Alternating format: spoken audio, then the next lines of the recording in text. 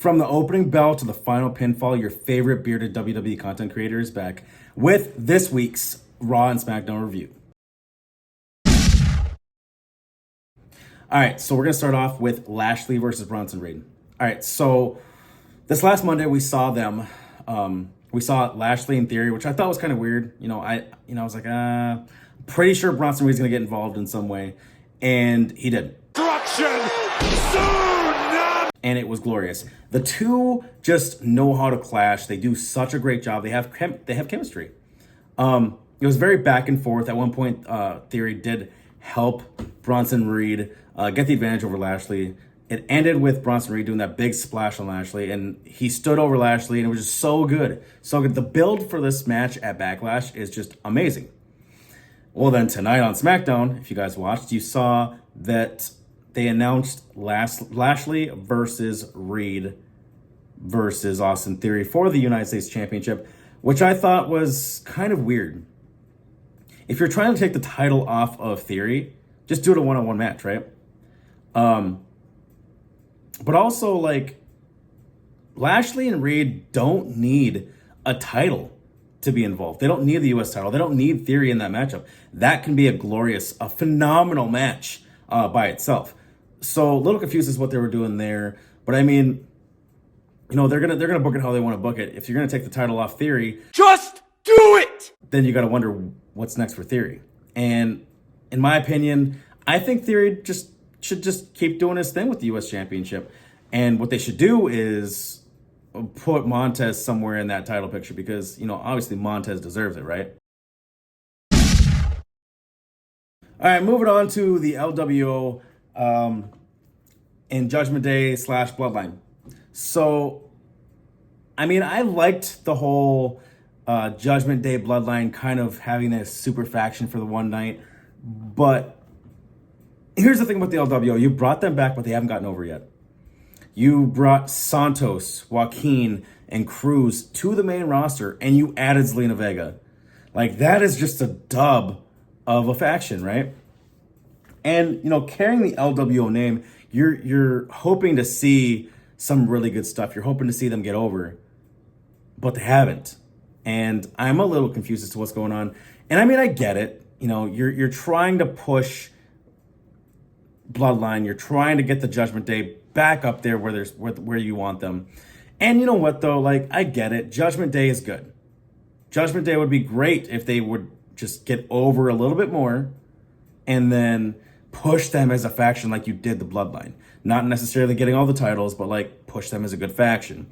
They've had kind of a rocky year, which is, I mean, it's going to happen, right?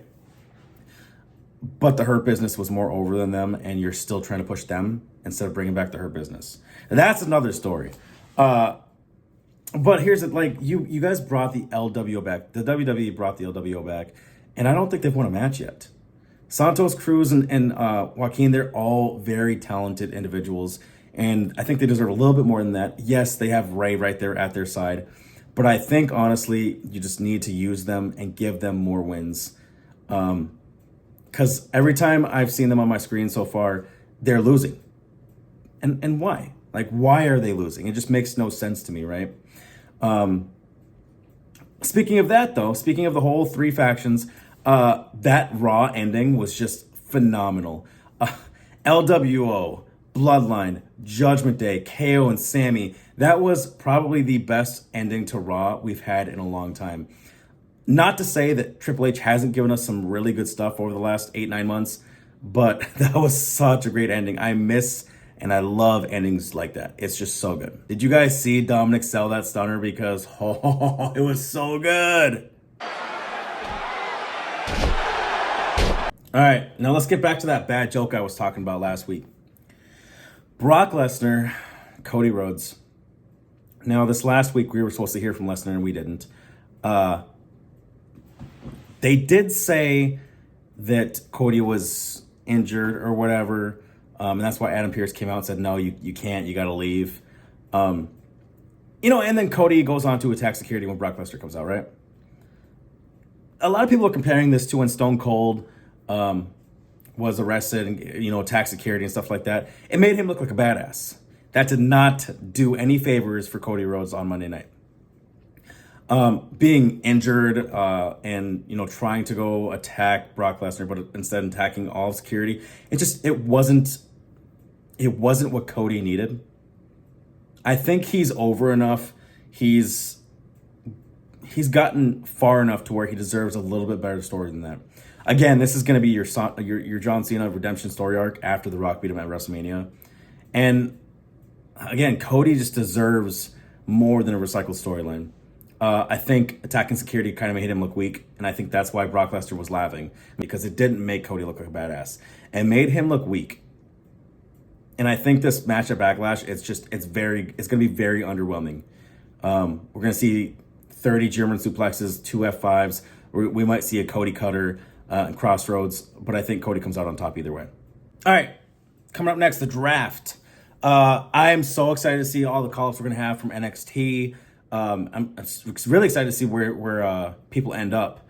But this last Monday, we kind of had a tease of something where Baron Corbin came up to the Street Profits and said, Tag teams can get split up.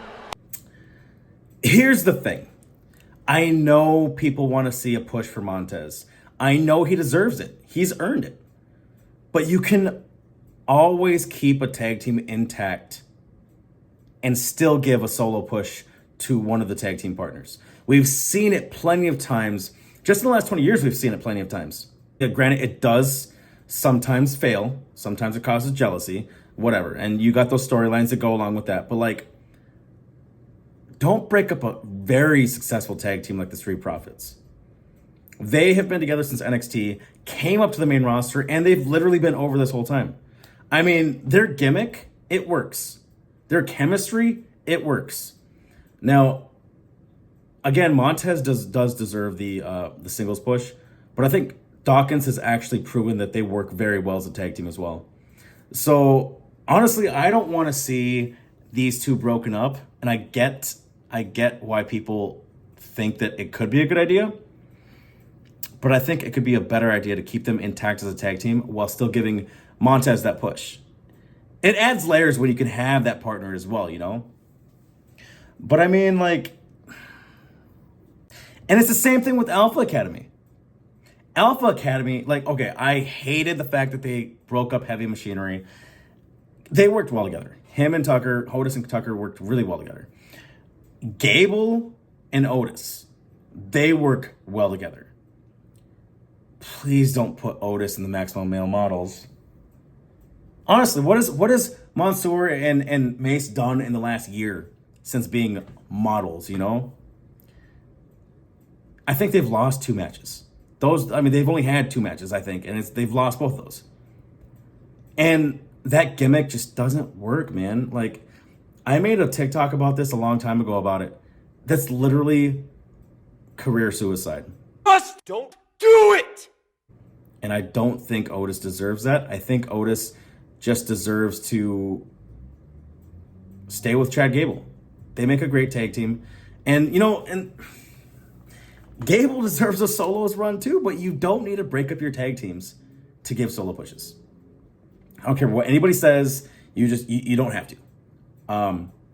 So I hope during the draft we don't see them split up. I hope we don't see the Street Profits split up or Alpha Academy. I think they need to stick together. Let's talk about Xavier Woods and Gunther. The match went a whole lot better than I thought it would. I know last week I said, Gunther's obviously going to win. It's just a regular SmackDown. They're not building it to be a huge match. There were a couple times in this matchup where I thought, Xavier could probably pull it off. They did a really good job. Both the superstars, they did amazing. Xavier Woods, even towards the end, he was getting fired up. He was getting everyone fired up for him. It was such a great match. And I think Gunther did a really, really great job of helping Xavier look good, as well as Xavier making him look good. But it was a very entertaining match. I enjoyed every bit of it. I think Xavier has actually earned a spot for a mid-card title at least. Give him an IC title, man. You gave Big E the IC title before you gave him the World Championship. Give Xavier a mid-card title, man. He deserves it. Now, I know Xavier Woods hadn't been pinned since 2021. Gunther has been undefeated since being called up. So, I was talking to my TikTok live, and somebody said, there's no way that the Xavier gets pinned. It's going to be a DQ. They're not going to give that pin to Gunther. I said, I don't know. I don't think so. I think it's going to be a submission victory for Gunther. That way you save Xavier's streak, but you still make him look so good. They did such a great job, and I think they can do a little bit more with Xavier if they want to. But Kofi, I think, is coming back in the next couple weeks. So who knows? But I definitely think Xavier should be pushed for at least a mid-card title. I do want to take a quick second to talk about Liv and Raquel and their match that they had with Sonya Deville and Chelsea Green. Now, this would have been, I'm gonna go to the bathroom real quick while this match is on. But it turned out to be a little bit better than I thought it was going to be. There was a couple times there where I thought Sonya and Chelsea were gonna seal the tag team titles, but I gotta say they did that. They made that match look really, really good. Liv and Raquel have been doing really well together the last few weeks, especially the chemistry in the ring and on the mic. If you kind of saw them together right before the match, it was great. They're doing a really good job, and I hope Ronda and Shayna don't come back to take the titles from them. It's just, guys, what has Ronda done to deserve anything that she's gotten in the WWE? Not a damn thing. She's been Ronda Rousey. That's all. So, I'm not a big fan of Ronda. I think being with Shayna is a good move for her, as long as they don't just hand her things, But I'm really looking forward to seeing where Liv and Raquel do go outside of that. I really enjoyed the fact that they turned around that dirty win from Sonya and Chelsea and took it for themselves. So that's my honorable mention for this video. Why is nobody talking about Braun Strowman and Ricochet being the next Batista and Rey Mysterio? The guys are they're good. And they're working pretty good together. There was a point in their match with the Viking Raiders that Braun literally just grabbed Ricochet from the apron and tossed him inside. Bro, what the fuck? What was that, Braun? You literally took your tag team partner and you tossed him into the ring. I get it, you were trying to toss him into Ivar, I think it was. But he literally just took a bump. He got a hard landing in the center of the ring. And bro, Braun, if you're going to try stuff like that, practice. I laughed about that when I saw him, and it was so funny. But other than those spots, those bad spots, I am enjoying seeing Braun Strowman and Ricochet together. I think they're awesome. Again, they remind me of Batista and Rey Mysterio from back in the day, and I'm here for it. Now, the Viking Raiders, on the other hand, they're a different story. Now, I know people are not a fan of Valhalla. Sarah Logan can go, they say, right? Bro, just hear me out on this. All right. So let's say you have the Viking Raiders in a match against whoever, right? The Viking Raiders are losing, and then it goes pitch black. Have a microphone somewhere on Sarah Logan. Obviously nobody can see it. And then have her appear in the ring when those lights come back on. And then, there's a mic. Nobody sees it. And then have her, go on this whole tangent about the gods and stuff like that. But her voice is amplified because of the mic that nobody sees. How cool would that be, man? That would be a supernatural Viking thing, And I think if they used it in that way, if they put her in the ring like that, I think that spot would just get her over, But it's, we all have our opinions, but I kind of like the Viking Raiders. I've liked them even more since they came back with Sarah Logan as Valhalla. And their entrance is just so sick, man. So sick. All right, so I thought Smackdown was an overall great show up until the point they showed this.